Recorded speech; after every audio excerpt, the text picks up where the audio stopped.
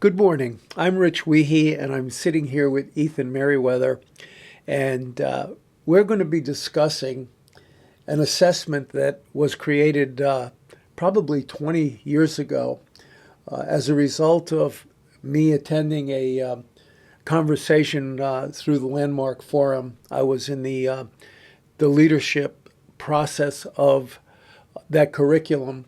And one of our assignments was to come up with something that we could develop that would assist people in our environment, something that we could add into the environment that may be helpful to other people. And as a result of that, I came up with a assessment called the ReignMaker. And I've used it quite a bit over the years, and I've had a lot of very positive feedback about it. And so what I can do to begin with is give you an overview of some of the most important parts of the assessment that we respond to that help us gain more insight of ourselves and where we may be headed. In one case, I used the ReignMaker. I've often used the ReignMaker in addition to the DISC model of human behavior in the hiring process. And I could remember when I was working with a financial planner about 15 years ago, we had the perfect candidate. They interviewed absolutely perfect, and they were the person that we were going to choose. So what we did, before we dismissed them, we asked them to take the ReignMaker.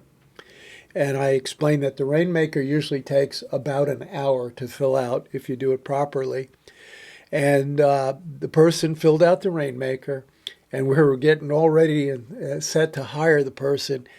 And she said to me, she says, "I can't thank you enough for letting me go through this process because it helped me to realize that this is not the job for me." And it was not, I believe it was the way that the ReignMaker allows people to provide an inner perspective of themselves. It helps them to understand those things that are important for them to move forward. And I'll share with you some of the categories that we get into, and they're not in any particular order, but they will include the following. They will include purpose, passion, authenticity, awareness, vision, captivity, potential, possibilities, values, goals, objectives, and timelines, the mission, priorities, and gratification. Those are all areas that I've designed questions that provoke thinking in those areas. And if you would like to, as we go through the ReignMaker, we could talk about how I worded the questions and the value of what they bring to the environment, if you'd like. Yeah, absolutely. I would like to, because one of the things that we want to do is kind of enhance my business. You know, Okay. I do music on the side, and I do a lot of other things that's pertaining to the music. Good. Audio. Good. Fixing audio enhancement, short stories. I do quite a bit. Great. And what I would like to do is, how can I apply ReignMaker in the development of making a strong and successful business? Great. So what ReignMaker will do for you immediately, it's going to give you the backbone of who you are in your business. It isn't going to provide a strategy per se. However, what it's going to do, it's going to provide you with the foundation you need to understand about who you are. Okay. Now, so what I've done, and again, it's something that I personally authored, is the definitions that I have used to support the various topics that we're going to analyze were definitions that reflect the way I understand those topics. They did not come from the dictionary. Okay? Understood. Just got to make that clear. Now, that doesn't mean that you can't use dictionary definitions, or my definitions may be off key a little bit. I just like to make it clear on how this was developed. As I started off with authenticity. Okay. Okay, and I defined authenticity this way.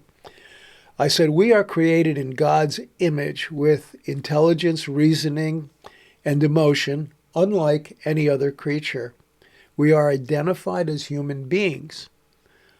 Now, here's the question. What elements of character, intuitive to how you behave, are visible to others that display and substantiate your authenticity?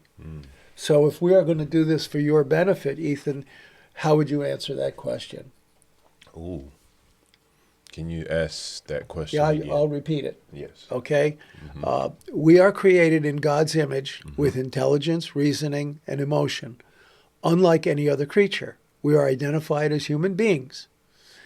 What elements of character that are intuitive to your behavior, what comes naturally, that are visible to others, that display and substantiate your authenticity? These are things that are the absolutes about how people see who you are and how you believe people are seeing who you are. Well, that's interesting. I will have to really think about that. You know, for the Yes. for the Rainmaker, I think Yes. in order to have a successful start, I think that that's a very good question to ask to really, if you're saying that this is the backbone. It is the And back. it's the That's the very foundation. beginning. Yes, I really believe that. I think authenticity is a primary character or element that we all should have. Yes. And I think that if you're not not authentic, it doesn't have anything to do with not being authentic. It's about really understanding the word. Right. Now, Go authenticity isn't right or wrong. Right. Authenticity, in my opinion, is being true to what you proclaim. You know, you could be an authentic crook. You could be, you could be an authentic gangster. Yeah, that's true. Okay, but when we're looking to create Very good. something that we want to put into a community or to help other people along, we want to understand from our own personal perspective, what is it about me? What is it about you that when I tell somebody about the way that I behave when I'm going into their environment, it'll never get blemished because it's the areas of my life within my character that I never compromise. Gotcha. If that helps you. Yeah, that helps me out a lot because, you know, we had this conversation earlier on about the way we were raised, right? Yes. And I think that there's still a element of that foundation that actually hinders my authenticity in some type of way. So that's the reason why at times authenticity is a very powerful word, because a lot of people don't, and including myself, Oh, good. are haven't taken enough time to evaluate who they really are, if that makes sense. It makes Yeah. it makes complete sense. And here's what happens to people: are we being authentic to how we want other people to believe we are, or are we being authentic to ourselves?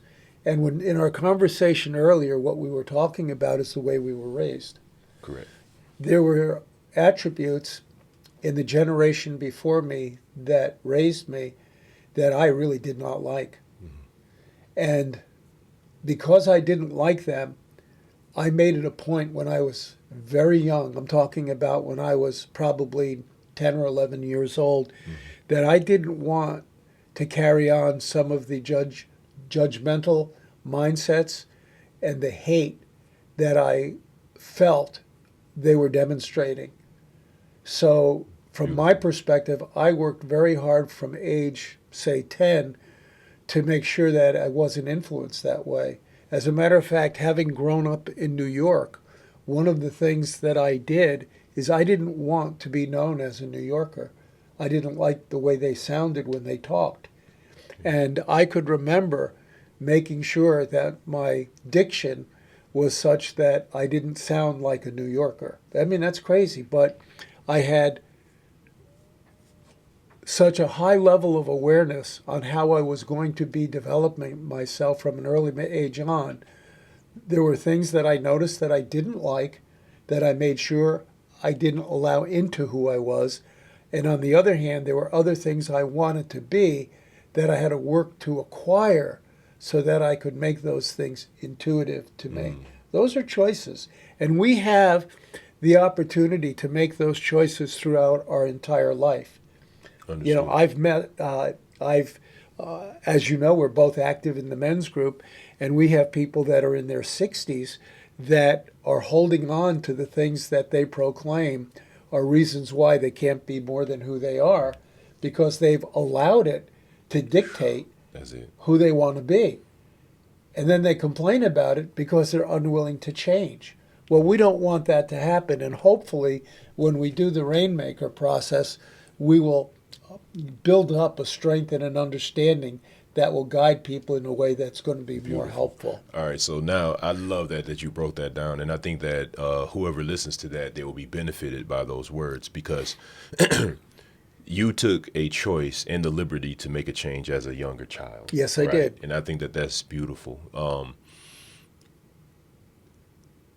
One thing that I do want to say, going back to the question that you asked me, I think work ethic was one of the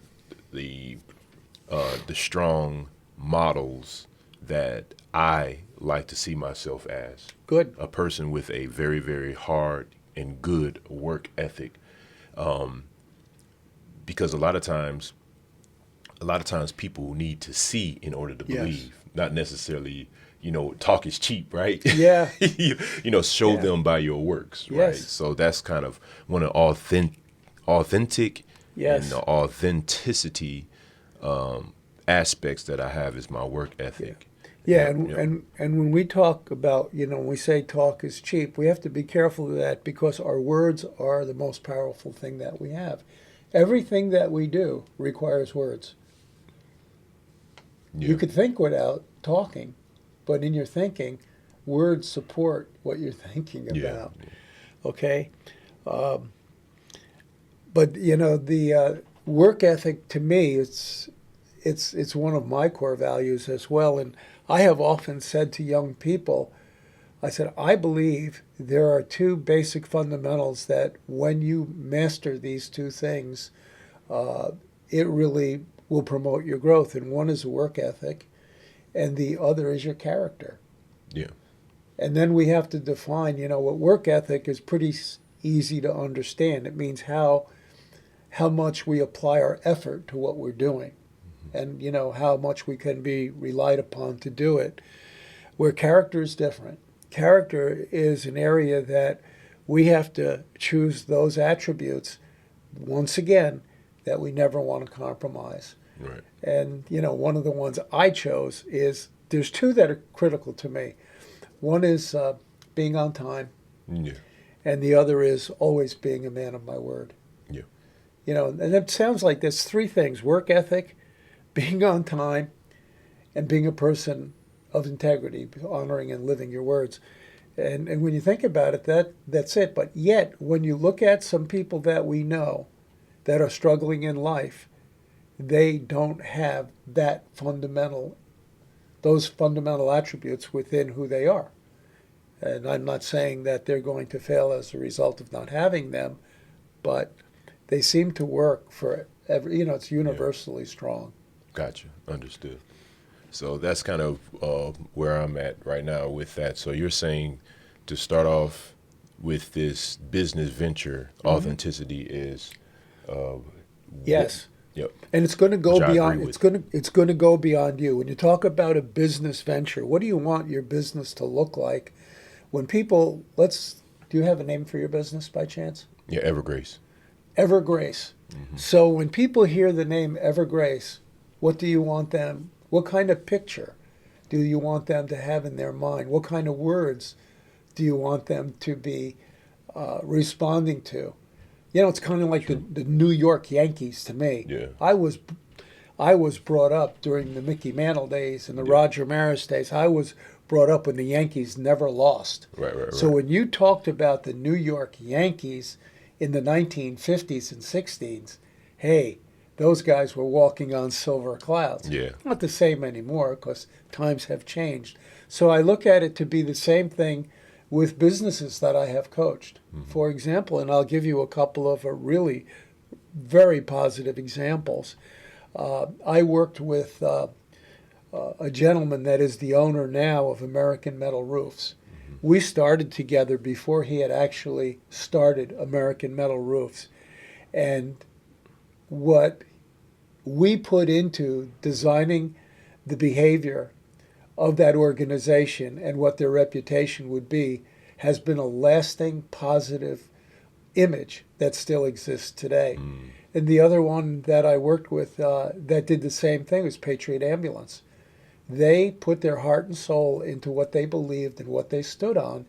And when you talk about those companies today, people will reflect in their mind only positive things about them. Yeah, very good. So we want to do that for Evergrace. We want to figure out for Evergrace, what does Evergrace want to be, do, and have, and how is it going to look when you have it, and how are we going to behave through the process of getting it? All of that goes into the development of Evergrace. Once we get beyond it, and this is where I put the attributes and adjectives in somewhat of an order going through the book. The second thing that I listed is gifts and talents. And I didn't say this, but I want to go back to authenticity for a second because I never gave the definition. My definition of authenticity is pure, unblemished elements of character. That was my definition. So when we respond to these questions, I hope that you'll respond to the definition too. With gifts and talents, they're intuitive and cultivated ability. So gifts that you don't think about, we do certain things intuitively. All right, like I'm left-handed, and I could throw a baseball real fast and real far. I never trained for that. I just had that. Okay, now I had to learn how to read. That's cultivated. So there are things that come intuitively to us, and here's the statement regarding gifts and talents. We often respond to life intuitively. How we act, what we do, and challenges we overcome happen with ease and little resistance. I want you to think about that again, okay? We often respond to life intuitively. And when you think about what are the things you do during the day where you don't have to think, they just happen, okay? What we do and the challenges we overcome happen with little resistance, okay? These are the things that come natural. When these things occur, they often identify our gifts and talents. By exploring situations that have occurred intuitively, please write about your gifts and talents. So this is where we're starting to understand the strength that supports the character, whether it's intuitive or cultivated. So when you think about Ethan, what comes intuitively to you that you either want to embark in something because you can't wait to discover it, or you're doing something because you don't even have to think about it? What is kind of natural for you? Whether it's philosophical or physical, it doesn't matter. Whether it's tangible or intangible, does not matter. Interesting. Give me, if you can help me out, give me an example of yourself so I can be direct. Yeah, I'm kind. Yeah, I'm telling you, kindness comes natural to me. Yeah. I was watching, this morning before I left, I was watching a nature discovery documentary. This is really funny. And it's like, there was a animal trapped in the snow, and he couldn't get free. And there was a wolf, and the wolf was going to attack the animal. I changed the station because I didn't want to watch the animal being attacked. Wow. So whether that's good or bad, now, when I was in the military, I had a struggle with that. Yeah. I didn't have a struggle stateside training troops. I had a struggle that I was hoping I would never, ever have to kill anybody. Understand. But anyway, so to me, what comes natural is truly being kind. The other thing is I think that I'm pretty intuitive with people. I have a ability to understand people, I think, a little bit better than most other people. And I think it's because I have a limited education, so I'm always wanting to learn from people. Yeah. I think mine's is curiosity, and I think that that's one thing about Evergrace that I've always wanted to. With Evergrace, I wanted to venture in with music because let me take a step back. Good. One of the reasons why I did Evergrace is because when I changed my life around, I wanted to give something to the world. Good. That Good. I want to be an asset to society and not take away from society. Oh, this is great. Okay. And so when I changed my life around, I asked God, I said, I can't do the things that I used to do anymore. So is it possible that you can replace what I used to do with something that could be a benefit to the world? And God has given me the ability to write songs, music, and so on. Yeah. All right, so let's talk about Evergrace. This is great. So, when you envision Evergrace, what do you see? What does it look like to you in the near term? In other words, I have journey enhancement, and I could explain what it is about. I would like you to explain to me what Evergrace is about. All right, so that goes back to the authenticity part, right? In some way. So, if I want to lay out the authentic part of Evergrace is to be able to explore the hearts of humans, and what I would like to do is through art, through music, through writing, to be able to give them an opportunity to release what's on their heart to the world. Okay. Excellent. Okay, now we have something to work with. All right. So you have, just like I had something with journey enhancement to offer, you have something with Evergrace to offer. So how do you find out who wants to have it? That's what I had to do. I had to find out who wants to have what I got. Okay, so very good question, because Tamara and I was talking about that. Tamara's my wife, right? Yes. So we were talking about that this morning, and it has to be more likely they're not going to find you. You know, people are not going to find you. You got to put boots to the ground in some type of way. Yes. Yeah, Now that's what I did. Yeah. Okay. When I transitioned out of the corporate world, I was 52. And I had to figure out what I was going to do, which I showed you how I did that. So the next thing is, how do I apply it? How do you apply Evergrace? I had to find an audience. So today, finding an audience is much different than it was when I started out. So and this is going to be pretty simple. This is great. What are the tools that you have that will help you to find the audience? Well, I think right now, very, very good question. I think what we're doing right now, we're actually, what we call it, cross-pollinating. So how we're helping one another for journey enhancement, you're helping me out with Evergrace. Right. And you don't have an audience that I have an audience of, but what we're going to do is cross-pollinate so we both can grow. Right. You know?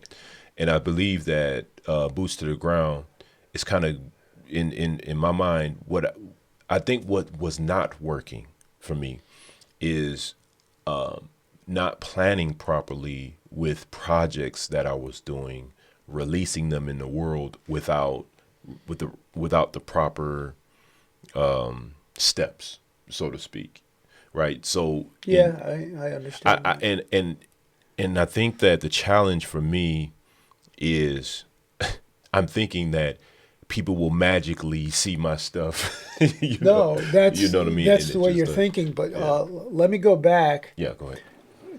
Because you're onto something. You know what you have, and you wanted to reach the hearts of people. Correct. You wanted to help them to, what I'm understanding is that you're also wanting to help them to possibly tap into unforeseen potential Yes. that will help them grow. Now, I believe that there are people that are hungry for that. Okay? So what you are attempting to do is to feed that. How do you, right? Very good question. How will you do it? I don't know if I can answer that right now. Maybe you can help me out with that a little bit. I think you already know, but go ahead. I will help you out with it. Yeah, and you know how I think I overanalyze things Yes. sometimes, and I think that that's one of my hindrances in some type of way. Is that a Sometimes. good thing or a bad thing? You know, so I'm curious to, because you and I talk extensive amount of time with Right. many things. Right. Is there something that you see Yeah. in me Absolutely. that I might not be seeing within myself? Oh, I Yeah. think you see it. It's a matter of timing. When we're together in the men's group, you spend far more time listening than you do talking. Yeah. But when you have something to say, everybody listens. So what I would encourage is that usually, and until you could correct me if I don't understand you the right way here, but I believe that long before you talk, you know what you want to say. Is that true? That's true. So the key is, let's not make it so long before you talk. Because what will happen is, you see, while other people are talking and you're holding that thought in reserve, they're going down a path that is technically a waste of your time because they're not even exposed to what you're yet to say. If you could get it out there, what's going to happen, it's going to redirect their way of thinking, and it's going to give you an opportunity to use your gifts with them in that audience. Very good. So one of the things that I had to do when I started is I had to be sensitive to the things that were going on in business with people in our culture at the time that I could see that I could help out immediately with. Okay. And what I did is I went in and you've read my very beginning paper. Oh yeah. I basically said, here's what's going on right now. Here's where all the confusion is in most of the companies. And it just so happened to be that developing culture was a big one. Coaching was a big thing back then. So people were willing to listen. People will listen to things that are missing that they need. And when you take a look at society today, what are some of the things that you have that will help people overcome the things that they may be missing? Can you identify any of that? What are some of the things that you have that other people may be missing that would help them to feel better about the society they're in or the culture they're in? Okay, let me give you another couple. When you talk to Gary or to James or to me or to the people that you really enjoy interacting with, where do you go? Okay, so You got it? That's where you are. That's what you do intuitively. I love that. Okay, so man, come on, man, you hitting me with some very, very good questions that's opening me up. Good. Right. So the thing is, the word listen is the one that it's popping out right now, listening. And I think respect. I think that those are the two words that really I believe that I have intuitively. And I believe that the cultivating part is probably the how to address, which I think identifying the problem and being able to ask them the right questions to get them in the right direction. Okay. This Yeah. is what Evergrace is going to do, in my opinion. Yeah. Evergrace is going to make discoveries. Right.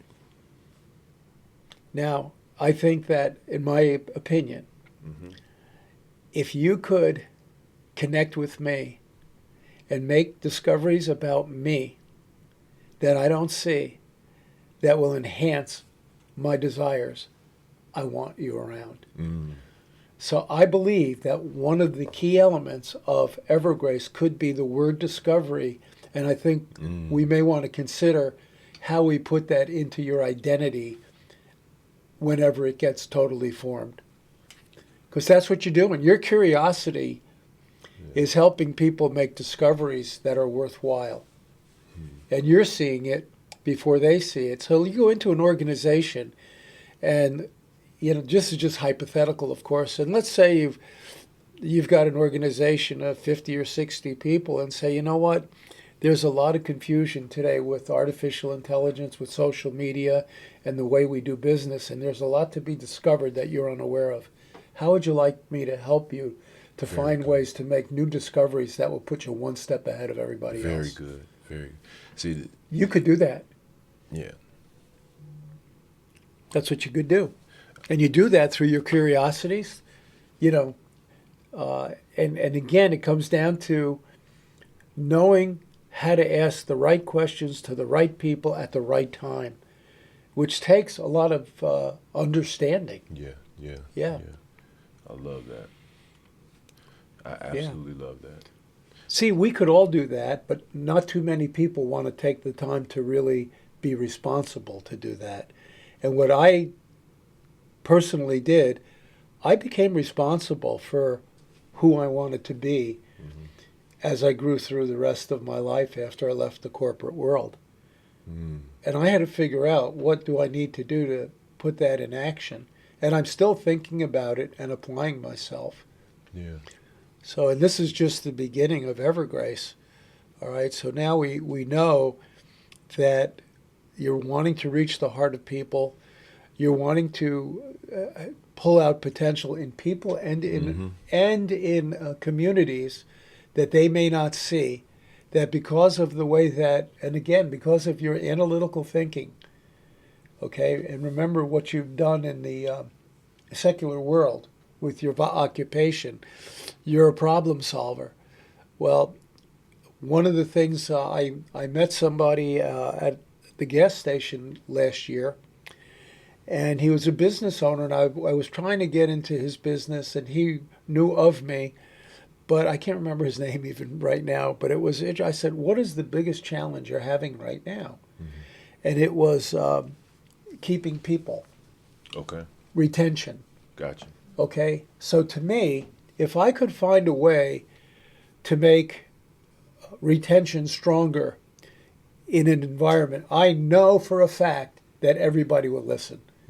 Because the one thing I ask people continually with big businesses is, what is your biggest obstacle? It's with employee retention. And you know what? It's harder and harder because of all of the possibilities people have for themselves. Yes. But one of the things that we need to explain is, with all those distractions, it often will take people away from what they're thinking about, only to temporarily satisfy a need, and then to find out it wasn't what they want and become more frustrated later. Yeah. How could we help them to avoid that?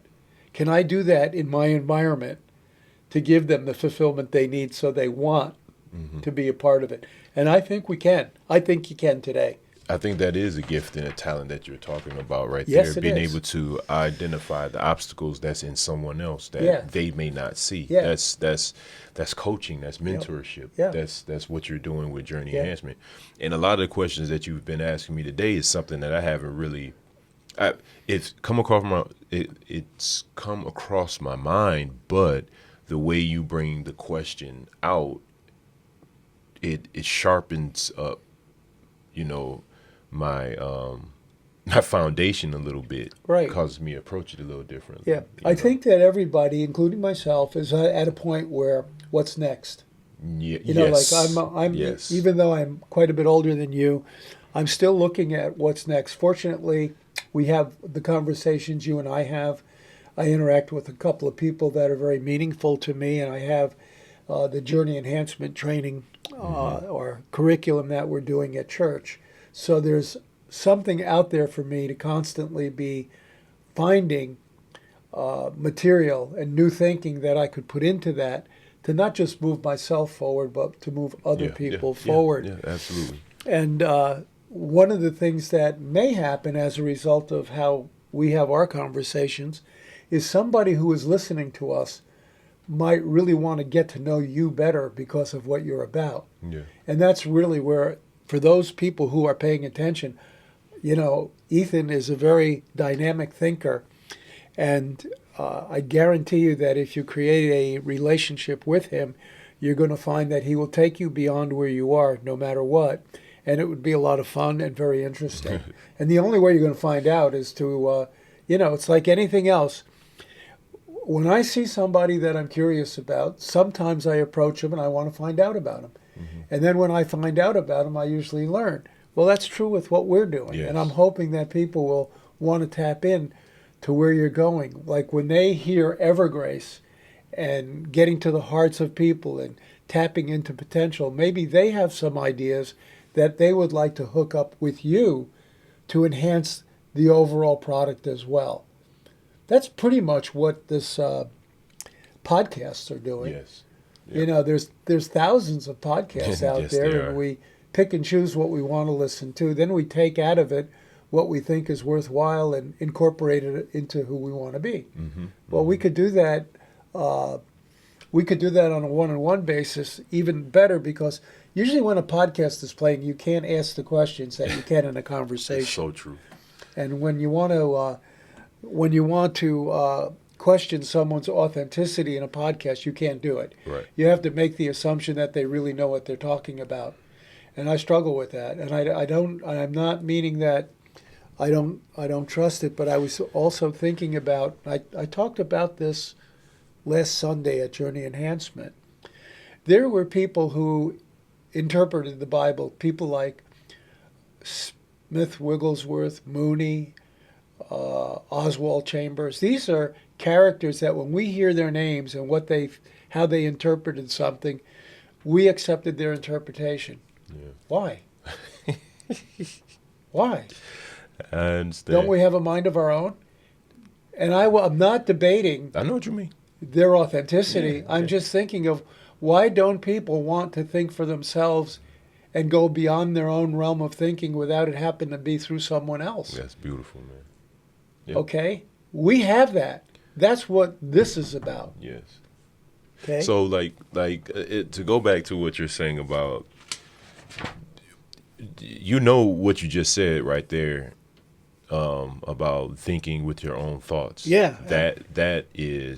That's frowned upon in certain circles, but Get out of those circles. yeah, pretty much. Yeah. And I think that Jesus didn't talk like that, and that's the thing. Like Jesus, if he's your model, then you have to realize this man actually empowered people to think. What he did is provoke curiosity. He did. All the time. He answered questions with questions. Of course, sometimes he told it straight. But the reality of it is he would give stories that would cause you to try to figure things out. That's 100%. powerful. That's powerful. And that's how we learn about who we are, Mm-hmm. not by how someone else interprets me. Exactly. How are you interpreting you? Exactly. That's really the key. So this is the thing, and I know we got to get back to the ReignMaker, but Yeah. to the gifts and the talents, I think it's been stifled in some type of way because of the construct that we've been raised in, right? In some forms, Yes. not all forms, right? So the excitement and the curiosity of entering into someone's heart and trying to challenge them with questions and ask them, see, a lot of times what we do, let me go back to this thought, and ask them, what are you thinking? And if they are not able to come up with an ideal synopsis of who they are, that's a problem. People should be able to explain who they are. Like me, what you had to ask a couple questions down the line, Yes. in order for me to say, Eureka! Yeah. I know what he's talking about. Well, and I think that's important. Yeah, you know what I mean?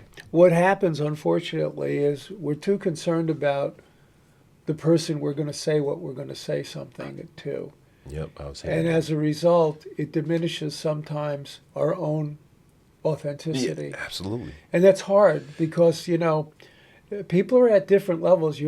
I have to be careful on being too direct with people. Mm-hmm. I like being very direct and to the point when Mm-hmm. I know. And there are times when I don't know. So that's where understanding and reasoning is key. I wanted to switch back a little bit Yeah, yeah. and go back to the gifts and talents, because here's what we focused on. We focused on the philosophical gifts that you have. Okay. I want to get into more of the tangible gifts. For example, I know that you work with music. Mm-hmm. I want to know the tangible things that you need to know how to do the things that you're successful at. Can you identify those tangible things? Oh yeah, definitely. Tell me what they are. So the tangible things is the equipment that I need in order to produce the sound that can reach the heart, right? Okay, So- stop a second. Okay. Yep. Go ahead. How do you know what kind of equipment you need? Because of the research that I've been doing for the Okay. last 20 years. Okay. Okay. So tools. Tools. Yep. The equipment is exactly. tools, as I Equipment would is understand tools. it. Okay. Yep. Equipment is tools. So when you talk about the tools, within the tools, they have parameters and they have frequencies that you have to adjust in order to produce a sound. Because with music, it's really about waveforms, air, and sound, right? What really reaches the heartstrings of people is frequency, vibration, sound. How did you learn that? How did you learn that? A lot of studying Okay. and my own experience. Exactly. Now here's what this is good, because this is the more difficult part of coaching. There are things that I just know how to do because, like you, I've taken a long time to study people, to understand people, and boom, I've got it. I know. Mm-hmm. And it's very difficult to just give that to somebody. Agreed. However, by the way you did it, you could help them to identify the way they need to do it. Very good. And that, to me, is something that should get incorporated on how you express the person that you are in Evergrace. Very good. You got that? Of course, 100%. we recorded this, so you can always Yeah. go back and check it. But that's, that does make sense. Rich, that's really a godsend right there, because I haven't really pondered on that. So you said that there is a tangible side. Yeah. See, that is something that have to be pointed out. That is very important. So you look, and I believe that's what the ReignMaker does. You know what I mean? know. So when people, now I really encourage anybody to contact Rich, and we will have his information for you. It's Rich Weehe. It's RichWiehe@gmail.com. Correct. If you ever want any of this information, information, contact him. He has a plethora of information that can help enhance your journey and your business. But to go back to Let me, if I could, go ahead. I want to make things clear about contacting me, because I don't do a lot of social media. Mm-hmm. The best way to contact me is, yes, the email could work. Sometimes if I don't recognize the email, I won't look at it. However, I'll tell you, my contact phone number is 810-240-4000. That's my cell number. Text me or call me if you're really serious, because that's what I pay attention to. And I'm always eager to hook up with people and help them. Mm-hmm. And there's a lot of things that we do that we don't even charge money to do. Yeah. I mean, this is everybody. I'm at a point in my life where I don't need any extra business. I believe that there's a worth to what we do. But most important to me is I want to be able to utilize what God has given me to help other people. And if they don't have the ability to compensate me, I will not let that stand in the way.